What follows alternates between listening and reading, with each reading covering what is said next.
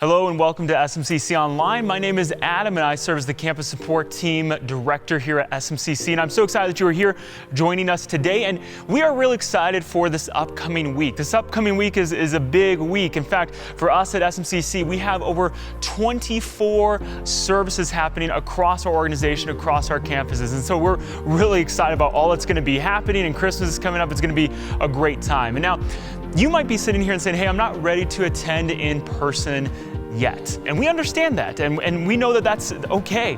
And I want to let you know that our SMCC Christmas Eve services are going to be happening online as well.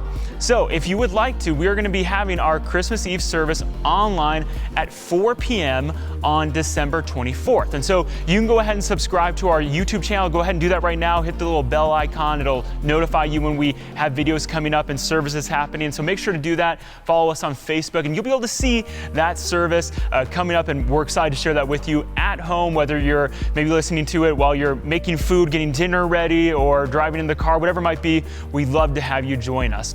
Now, for those of you that do want to attend one of our services coming up, and we have a lot of them happening, we want to encourage you and let you know that we do require registration to be at one of our Christmas Eve services, so we can provide a very excellent and safe environment for everyone. Now, if you haven't registered already, tickets are going quickly, seats are filling up, and so we want you to be able to join us.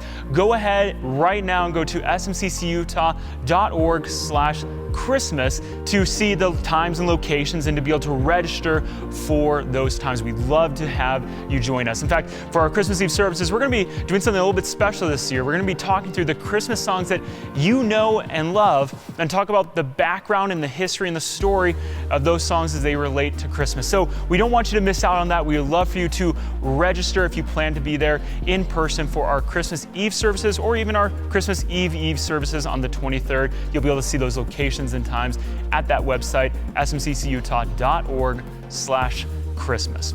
Well, now what we are going to do is start off our service today with a song that talks about a really great story, the story of the gospel. And so we want you to go ahead and sing with us about the truth of the gospel as we sing this song together. Let's do that now.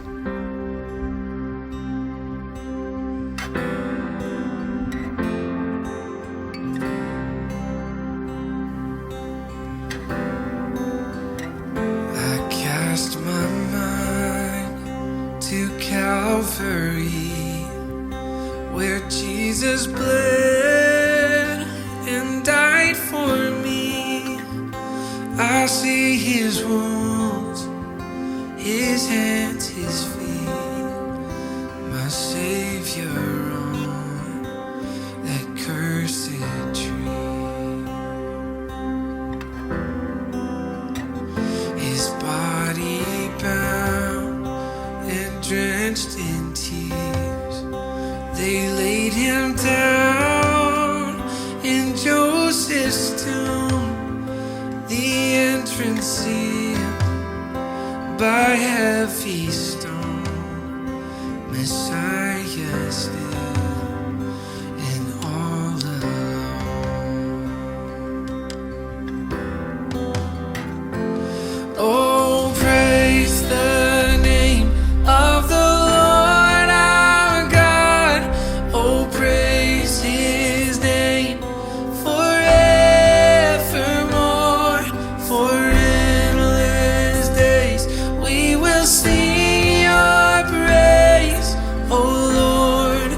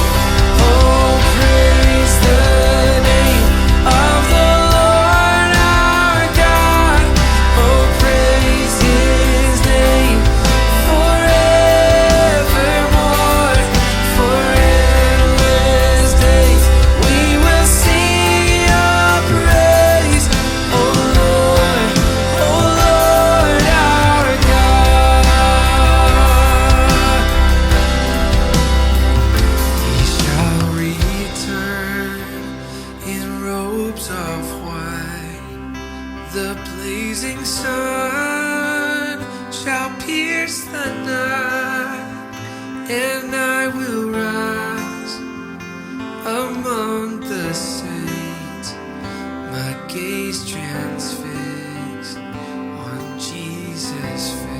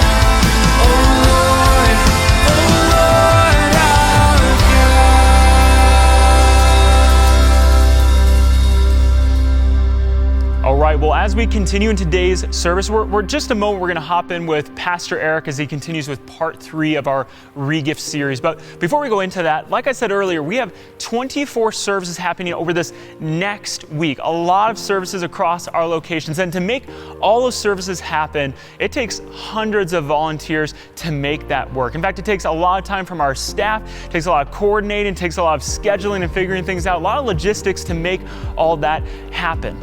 And one of the things that we want to do as a church is to give a gift this year to our volunteers and to our staff.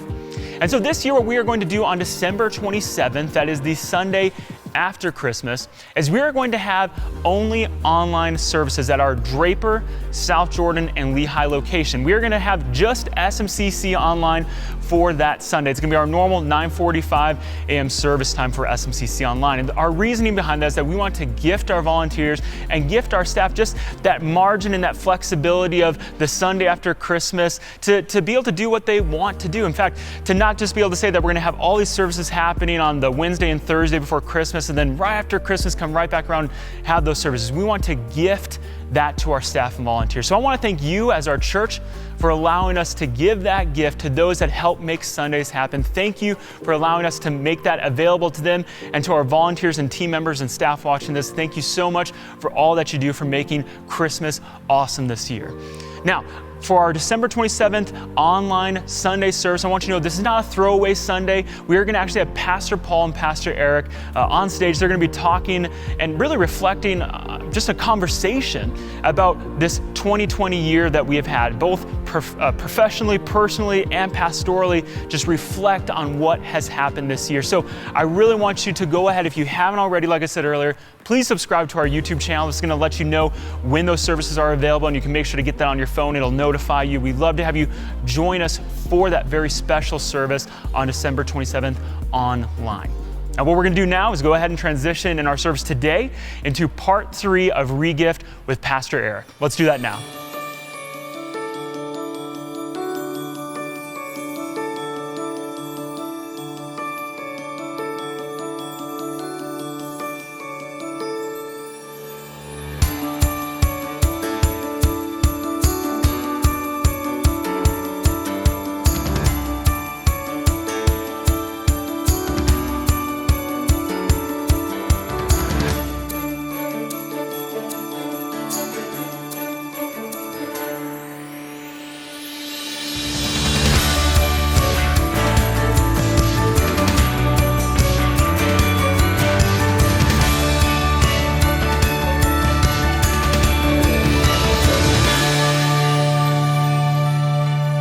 Well, hey, welcome to SMCC. I'm so glad you've chosen to be here with us today. I'm Eric. I'm one of the teaching pastors here, and I want to begin today with a question. This is an important question because of the week ahead of us. This question has the potential to change the type of Christmas that you have this year. It has the potential to change the way you interact with those people in your life. And when I say those people, you probably know who I'm talking about. But more than that, this question has the potential to change all of our relationships. I want to invite you to ask yourself this question today, and here it is. Am I more aware of what's wrong with me or what's wrong with others? There's another way that we could ask this question. We could ask it this way. Am I more acquainted with the flaws in me or the flaws in others? Still, there's another way to ask this question. Am I primarily sinned against and then only secondarily a sinner, or am I primarily a sinner and then secondarily sinned against? This question is an important question. And your answer to these questions right here might explain why you feel critical and why you're harsh, maybe why you feel bitter, perhaps why you are resentful. The way that you answer this question might determine the likelihood that you can forgive people in your life, but it might also explain why you harbor unforgiveness in your life. These questions are important questions. Now, I think most of us have experienced unforgiveness in our lives. I think most of us have experienced how unforgiveness can torment us. So today in the message, I want us to be free from that. I want us to be released from that. See, forgiveness, it's a gift that we give to others, but at the same time, when we give that gift to others, we actually give a gift to ourselves. I want you to see that today. See, here's the thing. Forgiveness is a gift that keeps on giving. So welcome back to part 3 of a series that we are calling Regift. And in this series, we are looking at the gifts that Jesus has given to the whole world, the gifts that he has given to us. Now, typically when we say something is a regift, we're talking about something we don't want, so we give it away. But in this series, a regift is different. In this series, we want to regift something that's been so valuable in our lives to someone else. We want to take something that's been so valuable and important to us, and we want to gift it into somebody else's life. That is what this series has been all about. Now, when you hear me talk about forgiveness, I would guess for many people, a whole bunch of emotions come flooding in. Because surely you have experienced offenses before. People have done things to you and it's hurt you, it's harmed you. And so when you hear me bring up forgiveness, your emotions start to get worked up as well. And I understand that. In fact, when our emotions flood in, it becomes hard to listen. And I understand that as well. See, you have a whole bunch of reasons for not forgiving people. And I understand that. I have reasons for not forgiving as well. In fact, I made a list of all the reasons that I have for not forgiving. And here they are. I bet my list would be similar to your list. Here are some reasons that we don't forgive. The offense was too great. I mean, what they did was so bad and so big, the offense was too great, I could just never forgive. They won't accept responsibility, like they won't own it. They're not truly sorry, so I'm not going to forgive. They never asked to be forgiven, so I won't forgive. They'll just do it again, so I won't forgive. Hey, I just don't even like them, so why should I even forgive them? Or they did it on purpose, and because they did it on purpose, I don't want to forgive them, or I just can't forgive them. I mean, these are all valid reasons to not forgive. But here's the thing. These reasons for not forgiving are all faulty reasons if we understand what forgiveness actually is. These reasons for not forgiving it's built on maybe some lies about what forgiveness actually is. See, you can have every one of these concerns. You and I can share these concerns right here, and yet we can still forgive. See, the reason that we find forgiveness so difficult, it's not because forgiveness is that hard.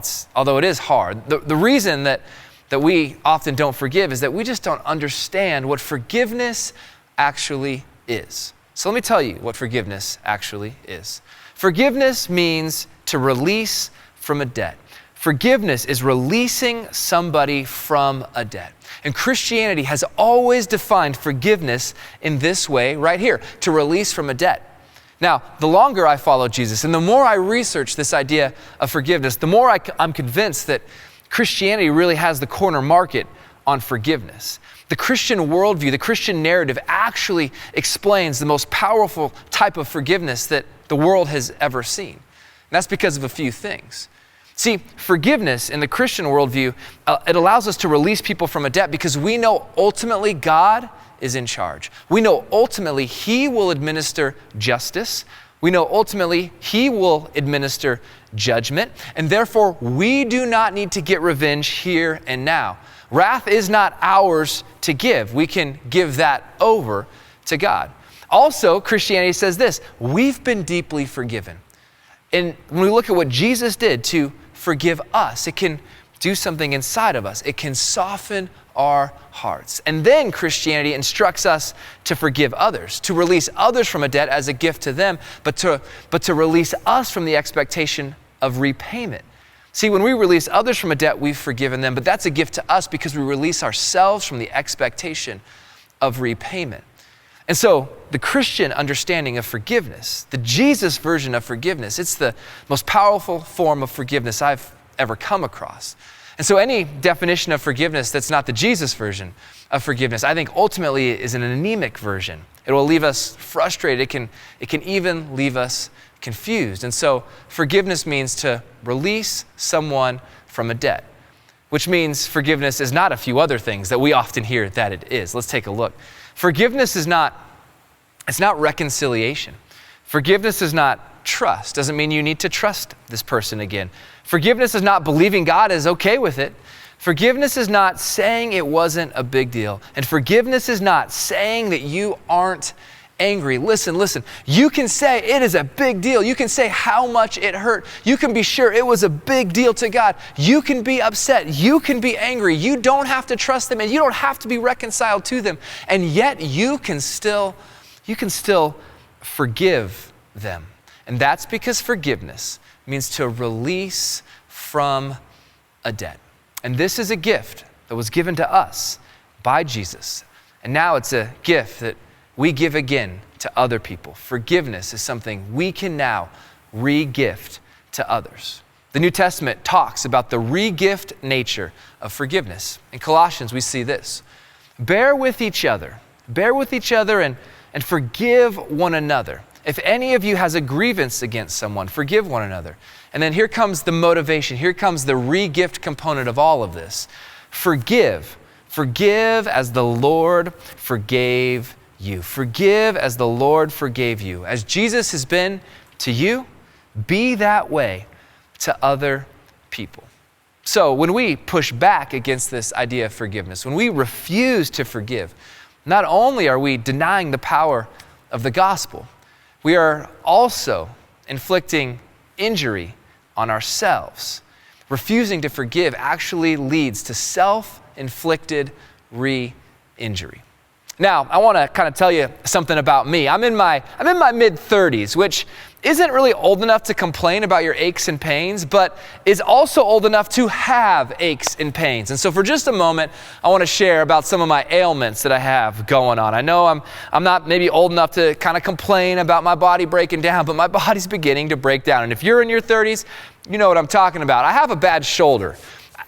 I separated it when I was snowboarding way back in high school, and so I tend to re-injure it throughout the year, you know? One time it popped out when I was reaching back into the backseat to punish my kids. My arm popped out. One time it popped out when I was swimming. It's popped out when I've been playing golf before. Sometimes if I sleep on it wrong, it can pop out.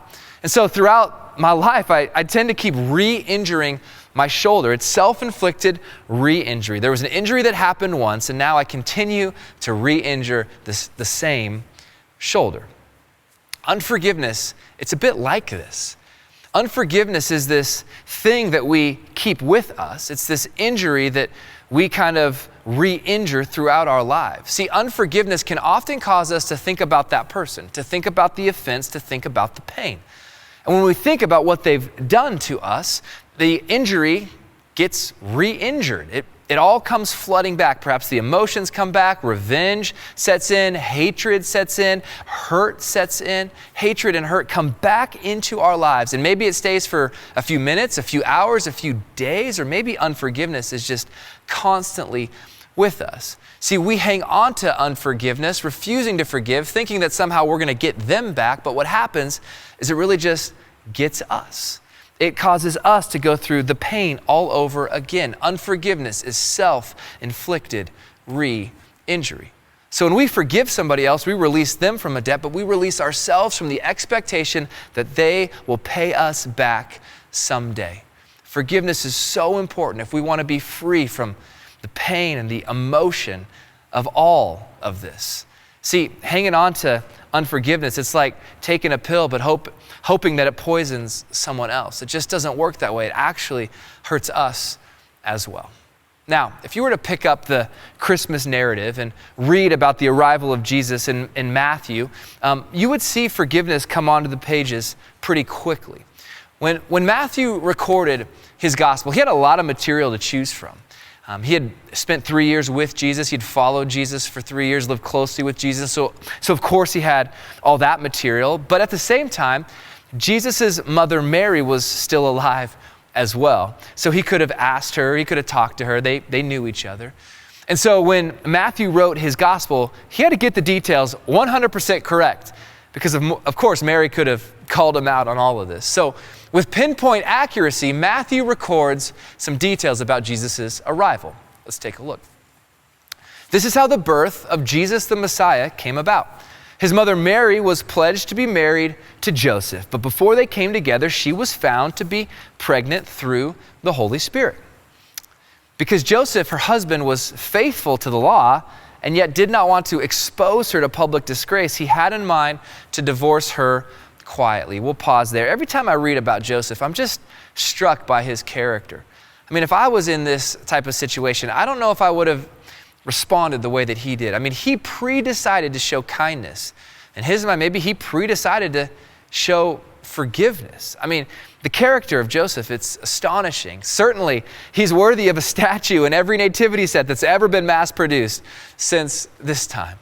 So the story goes on, though. We see what Joseph does next. But after he had considered this, an angel of the Lord appeared to him in a dream and said, "Joseph, son of David, do not be afraid to take Mary home as your wife, because what is conceived in her is from the Holy Spirit. She will give birth to a son, and you are to give him the name Jesus," the name that means God saves, because he will save his people from their sins. And here in the story, we see what Jesus will come to do. He's going to rescue people. Save is a word that means rescue from imminent danger. And that imminent danger is that his people, all people, will be separated from God forever. And Jesus will rescue us from that imminent danger. He will forgive us. He will save us by making a way for us to be released from our debt, to be forgiven of our offenses against God. This is what Jesus came to do. The passage goes on. All this took place to fulfill what the Lord had said through the prophet. The virgin will conceive and give birth to a son, and they will call him Emmanuel, which means God with us. Matthew writes just a bit more. When Joseph woke up, he did what the angel of the Lord had commanded him. He took Mary home as his wife, but he did not consummate the marriage until she gave birth to a son, and he gave him the name Jesus. He gave him the name Jesus. Now, fast forward 30 years or so. 30 years later, Jesus begins to lead. He begins to influence. He begins to teach. And it becomes very clear, if you were to read Matthew's gospel later on, or Mark's, or Luke's, or even John's, that Jesus is teaching and presenting himself as an authority, as an expert on this thing called forgiveness. And there's one story in particular that I want you to know about. There's one scenario, one scene from the Gospel of Luke that's absolutely incredible. Jesus had been invited to a dinner full of religious people, all right? It was a prim and proper, polite, sort of Christmas-esque type of meal. I mean, everybody was on their best behavior because they're religious leaders and Jesus is there and no one wants to rock the boat. So they're there at this very religious, ceremonial type of dinner. And at one point in the meal, this woman stumbles in through the doors. I don't know how she got in. I don't know who let her in, because she's an immoral woman, according to Luke, and she's a prostitute. And so she stumbles in to this meal, and she falls at Jesus' feet, and she's weeping. And as she weeps, she uses these tears to wipe Jesus' feet, which were dirty from a day of travel. And this begins to happen. I mean, you have this person who is really known as a sinner around all the people who considered themselves sinless. They weren't, but they were religious. And so these two people are in the room together, this group of religious people and this immoral woman, this prostitute, and Jesus is there. And this man named Simon jumps up. And he can't stand what's happening. I mean, he jumps up and he begins to judge this woman. He begins to judge Jesus, because how could Jesus let a woman like this close to him? I mean, how could Jesus be like this prophet or whatever he is? This is kind of what Simon's thinking. How could Jesus let her come this close? I mean, how could he let her get that close to him? I mean, this is just not proper. And so Simon gets all judgy in his heart, and Jesus knows exactly what's going on inside of Simon's heart. So Jesus tells this incredible story. He tells this incredible story to sort of expose what Simon is thinking and feeling, what's going on inside of him. Simon at this point is the face of ugly religion, essentially. So Jesus tells the story, and then he asks Simon a question. The story was this. He says, imagine two men are in debt. One's in debt, we'll say 50 denarius, and the other's in debt 500 denarius. And so Jesus begins to talk about this. I mean, a denarius was a day's wage, and so these people are in debt, but they're in debt two different amounts. These amounts in our day and age today, one's in debt 5,000, one's in debt 50,000. Perhaps 10,000, perhaps 100,000. They are both forgiven. This is the story that Jesus tells. They're both released from those debts. And Jesus turns to Simon and says, Simon, I mean, these two men are forgiven, but which man can love more? And Simon says, well, Jesus, I guess the one who's been forgiven more. The one who's been forgiven more can love more. And Jesus says, Simon, you've got it right. And Jesus makes a point that's as relevant today as it was then. And Jesus says this, therefore I tell you, her many sins have been forgiven, as her great love has shown. She has shown great love for who Jesus is, because she is clearly aware of how many sins she's committed. Then he says, but whoever has been forgiven little loves little. The greater you understand your forgiveness, the greater you can love. And Jesus isn't telling us that you know what, you should go out and sin a whole bunch more so you can love a whole bunch more. That's not what he's saying. And Jesus isn't subtly saying that if you haven't sinned a whole lot in your life or gone off the deep end, then you must not love him very much. That is not what Jesus is saying.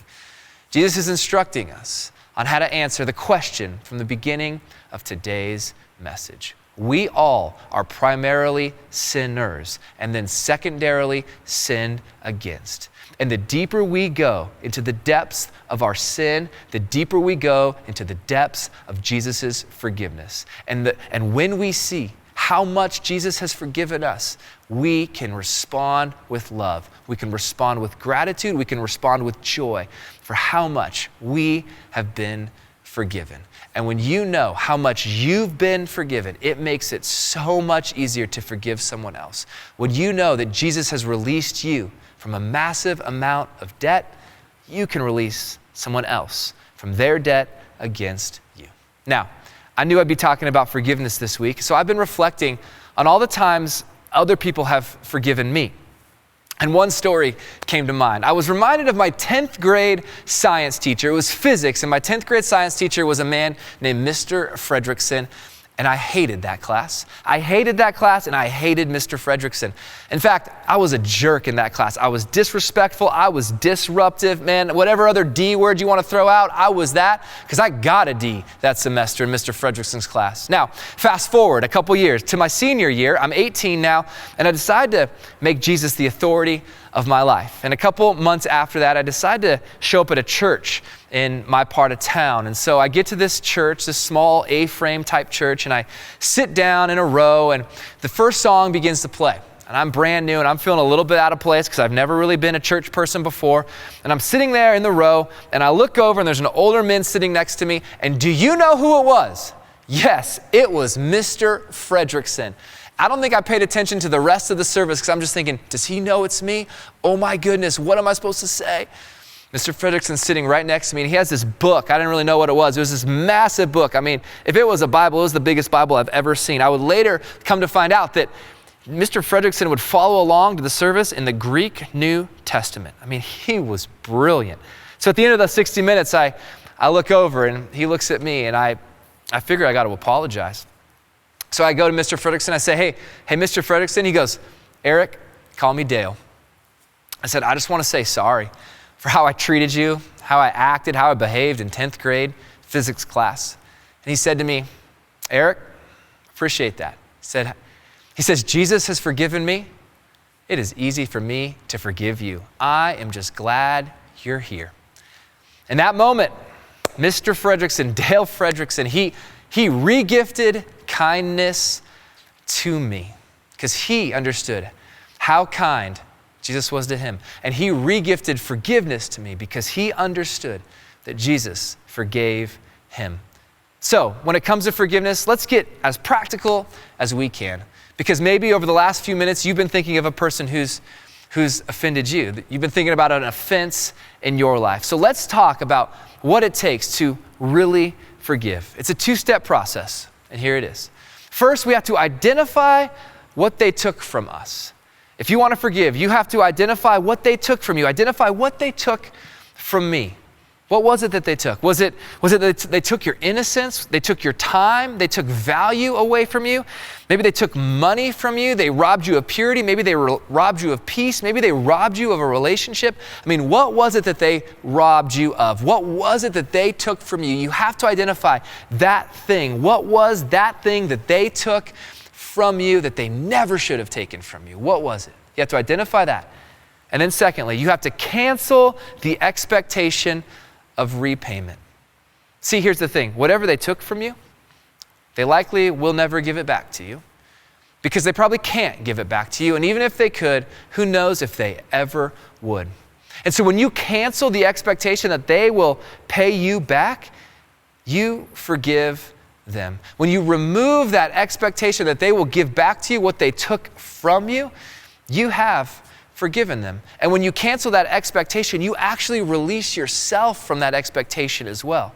So when you forgive somebody, you release them from the debt. They don't owe me that anymore. And at the same time, you release yourself from the expectation that they will give it back to you. And so both them and you are free in this matter. That is what forgiveness really is.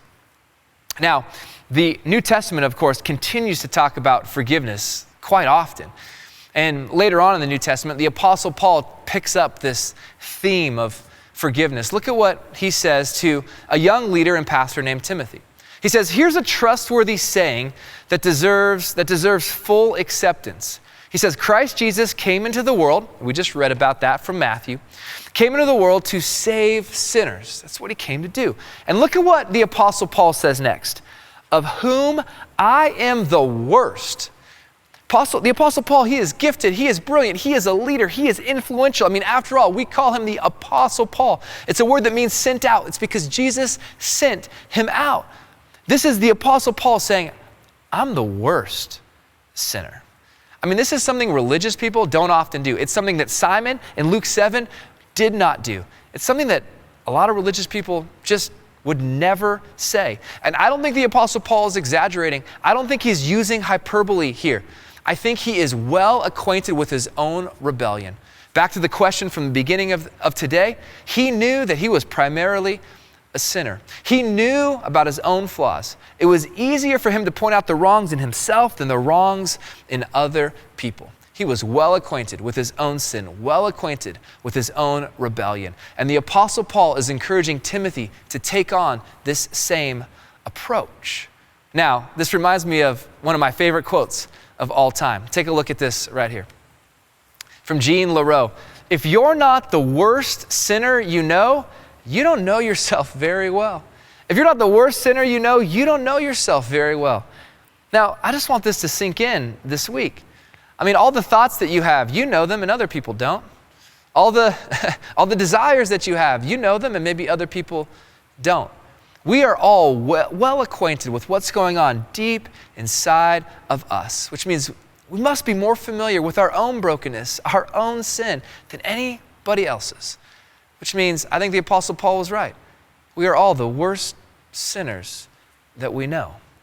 Now, this message is not designed to make anybody feel bad. The hope of this message is that we would see the power of forgiveness, both when we give it to somebody else and when we receive it ourselves. I mean, what if you took this quote and you made this quote like your quote for the week? I mean, every time someone wronged you, every time your kids wronged you, your spouse wronged you, a friend wronged you, someone in traffic wronged you, what if you went back to this quote right here? Say, you know what? I see what they've done, but I know what I've done. I mean, I see what maybe they've done, but I know what I've thought. And so I'm convinced I'm the worst sinner that I know. Now, as we talk about forgiveness, I want to introduce you to an incredible story of forgiveness. I want to introduce you to two people right here. This is Alice here on my left, your right, and this is Emmanuel. Alice and Emmanuel, they were classmates. They went to school together. They were both Christians. In fact, Emmanuel sung in his church's choir. But years later, after they were classmates together, genocide broke out in Rwanda. It was the year 1994. The worst genocide the world has ever seen in terms of time, because in just 100 days, roughly 1 million people were killed. And Emmanuel had never killed anybody before, but for 12 days, he and his tribe of people, they went on a killing spree, a binge. I mean, looting and killing day after day after day. And on the 12th day, Emmanuel and his attackers, they showed up to this town, and in a swamp outside of town, they found a group of people in hiding. Alice was there. She submerged herself in a swamp to the degree that just enough of her face was out of the water so that she could breathe. And yet Emmanuel and his gang, his militia, they found her, and they took machetes to her. One person put a spear through her shoulder, and Emmanuel hacked with the machete. In fact, you can see some scars right here on her face. And if you look closely, you'll notice that she no longer has her right hand. Emmanuel hacked it off. And she was left for dead with all the other people, left for dead in the swamp. And most of them did die, but Alice, she survived. I mean, she was unconscious for days, but she was eventually found by other survivors. It was an incredible, incredible story. Well, a few years go by. It's now the year 1996. And Emmanuel is in the process of turning himself in when he discovers that Alice is still alive. So he finds out where she lives, and he shows up at her home and knocks on the door. And when she opens the door, she passes out. She's immediately rushed to the hospital. Eventually, she's released from the hospital. She finds out the identity of her attacker was once the person she went to school with. And what does she do next? She invites him back to her home where she would forgive him. And she would say this about the situation: I have no grudge against Emmanuel. I visit his home, and he visits mine. This might be one of the most shocking stories of forgiveness I have ever come across. See, this tells me that forgiveness, it really is possible. When you're hanging on to bitterness and you're hanging on to anger, I want to invite you to embrace the forgiveness of Jesus, because that's what Alice did. And it allows us, it empowers us to then forgive others. We've been released from a debt, and now we can release others from a debt as well. And when we forgive, we are not minimizing what they've done. We are not denying what they've done, and it doesn't mean we need to be reconciled with them. We are simply saying this: Jesus didn't make me pay, so I will not make them pay. Jesus didn't punish me. He was punished on my behalf, so I will not punish them. Jesus bore the weight of my sin, so I can bear the weight of yours, and I can release you from this debt. So I want to invite you to pray a prayer this week. As you head into the Christmas season, as you're in your car driving to a celebration, as you're peering out the window, seeing if they have arrived yet, as you're logging into Zoom for your digital Christmas, like me, I'm going to have a digital Christmas this year. I want to invite you to consider praying this right here. As you have been to me, so I will be to blank. As you have been to me, so I will be to blank. And when you pray this prayer right here, you are on your way to regifting forgiveness to someone else.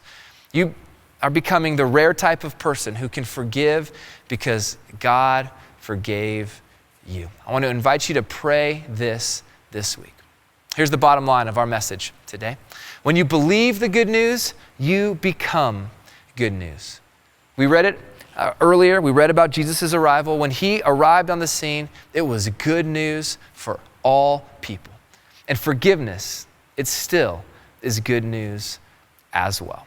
So I wanted to wrap up today reading about this good news. Reading about Christmas. There were shepherds living out in the fields nearby, keeping watch over their flocks at night. An angel of the Lord appeared to them, and the glory of the Lord shone around them, and they were terrified. But the angel said to them, "Do not be afraid. I bring you good news that will cause great joy for all people. Today in the town of David, a Savior has been born to you. He is the Messiah, the Lord. This will be a sign to you.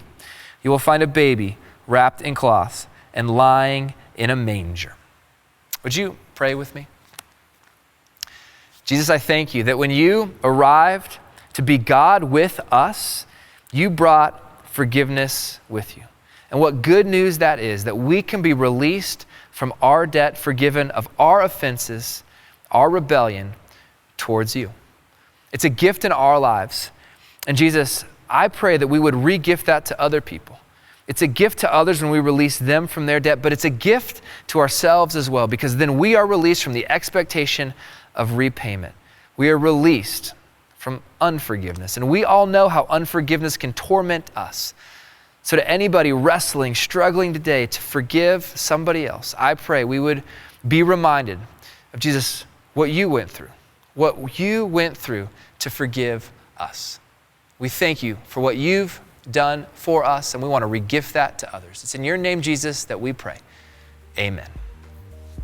Well, thank you again for joining us. And before you leave, I just want to share with you something that I think that you're going to find valuable. We'd love for you to stay connected to the life change that is happening through SMCC and really throughout Utah. It is the Fully Delighted podcast. This is SMCC's podcast that really we think is a great resource for you.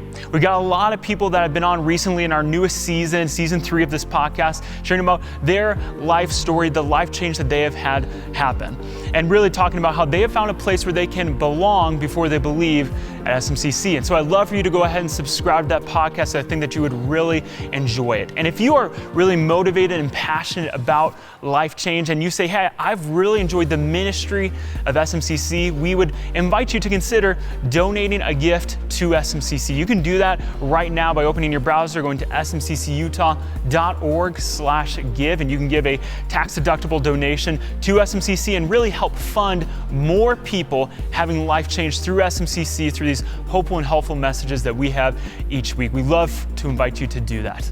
Well, thank you for being here today for this service, and really, we hope that you have a great week, have a great Christmas, and we hope to see you online or in person for our Christmas Eve services. Thank you, and have a great rest of your week.